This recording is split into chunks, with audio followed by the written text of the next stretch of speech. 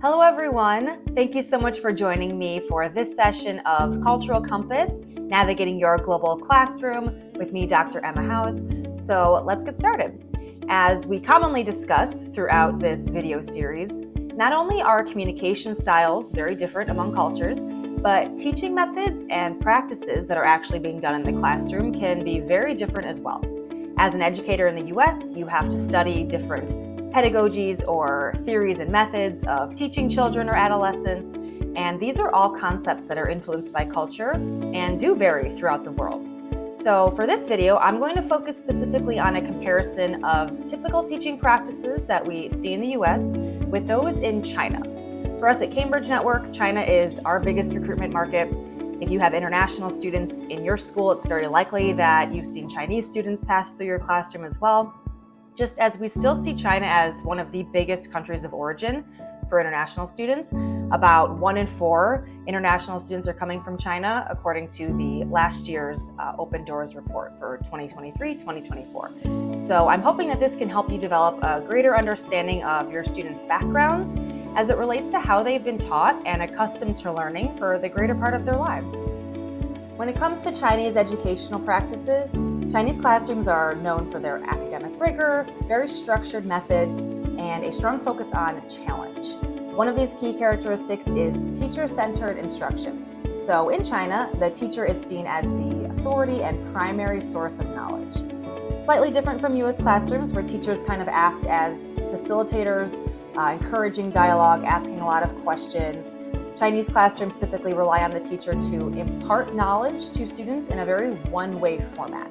This dynamic also brings us back to that cultural value that's very highly placed on hierarchy and a respect for authority. So students very rarely interrupt with question or are engaging in debates, and instead they focus on listening and absorbing material. Chinese education also places a significant emphasis on repetition and memorization. Whether it's math, language, or any other subject, repetition is seen as the best path to the highest level of learning and understanding of a subject. While in Western education, we might see more of a focus on creativity or critical thinking, Chinese students tend to excel in precision and recalling information, which are skills that do come from this approach. On a similar note, Chinese education really emphasizes an examination culture, with exams or tests as the primary way of assessment and testing for knowledge. There are very high stakes tests throughout the Chinese education system.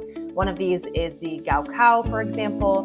We might compare this to the ACT or the SAT, but it tends to be an even more intense exam, both in the length of the exam and the subjects that are covered. This exam also determines admission to university and can really influence a student's futures. So this has created a very results-oriented mindset and a strong focus on achieving very top scores. Finally, teachers in Chinese classrooms typically implement whole class instruction, meaning they address the entire class uniformly, ensuring that all students are receiving the same instruction. In the US, differentiated learning is a very common teaching practice where teachers might adjust their instruction to address the needs of all students. While this approach in China definitely emphasizes that discipline and efficiency, a Chinese international student who is new to the US might not be accustomed to that personalized attention or kind of individualization in their learning. Another cultural point to highlight in Chinese education is that it is very closely tied to family expectations and societal values. So parental involvement is a much greater factor than we might see in the US. Parents often play a very active role in their children's academics, especially during key transitions like starting primary school or going into middle school or high school. Research actually shows that as Chinese children move from kindergarten to primary school or so on, parents tend to increase their direct involvement in their child's academic activities at home. So this might include supervising or helping with homework, ensuring that their children stay on top of their studies, and really reinforcing those lessons that they've learned at school. So it's very much an involved and group effort. While very involved in the schoolwork and academics that are done at home, Chinese parents traditionally defer to the teacher as the sole authority within the classroom and within the school. Unlike in the US, where schools promote parent-teacher partnerships and open communication and collaboration, The highlight for Chinese parents is set on the teacher. This can be really helpful to remember if you do have a student who is here in the US with their natural parents, but also highlights the importance of the host parents if they are not here with their family, as the hosts really play an important role in that transition and in maintaining the student's relationship with the school. All of these differences, especially when you take into consideration the language barriers on top of them, can really impact Chinese international students when they're in the US.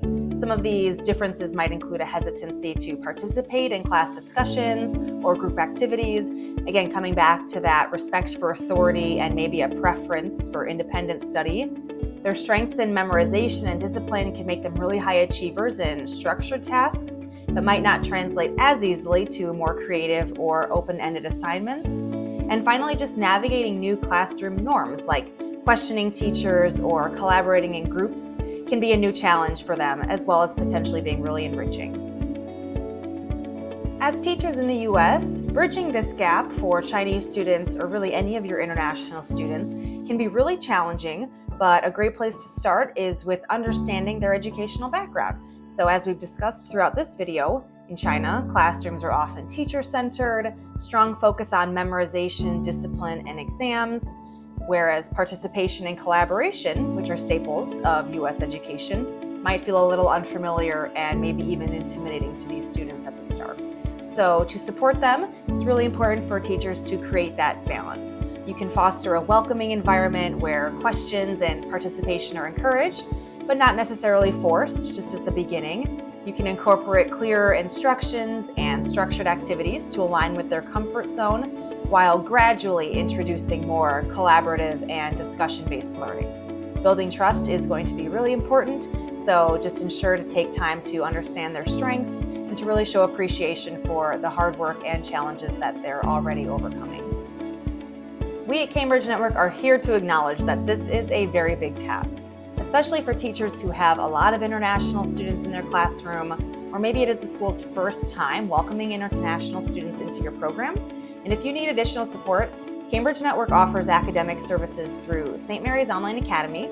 With SMOA, we provide tutoring, makeup and recovery courses, and full AP courses, all of which have been developed to specifically address the language levels, learning styles, and culture of Chinese and other Southeast Asian students in mind. We'd be happy to connect and share how these resources could support your students and your school's academic departments further. Thank you so much for watching this session of Cultural Compass. Be sure to subscribe to the Cambridge Insider YouTube channel so that you don't miss any of our upcoming videos. Also, if you would like to discuss any of these topics in more detail or learn about the services that we are offering at Cambridge to support our teachers, check out our contact information below and reach out, as we are always looking forward to connecting further.